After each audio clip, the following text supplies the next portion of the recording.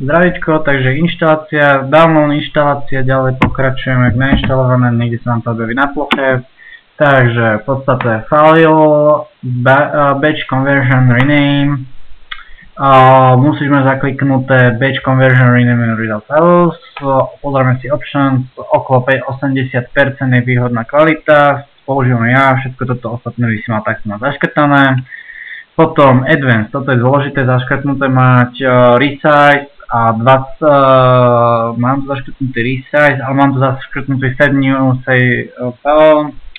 20% je ideálna veľkosť, ďalšia vec, čo tu musíme zaškrtnuté je add watermark image, set 50 na 50 right bottom, musíš si vytiahnuť od niekiaľ C, ktoré ti vlastne ja doložím do mailu.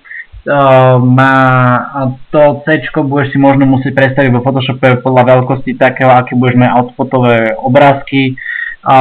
Keďže ich robíš mobilom väčšinou, tak s týmto C budeš sa musieť pohrať. Potom sa nás pýtaš prípadne na niečo.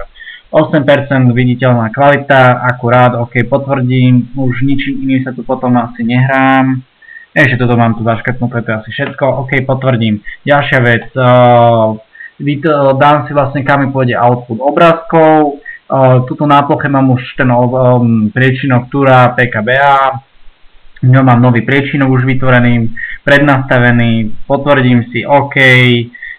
Ďalšia vec, už mám proste tie obrázky, ktoré už mám upravené v nejakej Picasso alebo niečo vyselektované, to už mám. Hodím si to, premiestním si to sem, dám start batch. A jednoducho, krátko si to predbehne, teraz sa stopnem, neviem, mi to treba vidieť, exit batch, to sa mi zavrie, to už ma netrapí. A tu už mám to, čo som vlastne hľadal. Toto tvoje C je na piču z toho dôvodu, že ty máš malinké obrázky, aj tak som to tam nebol. Ale tieto ostatné sú v pohode, viditeľnosť je super, všetko, díky, čau.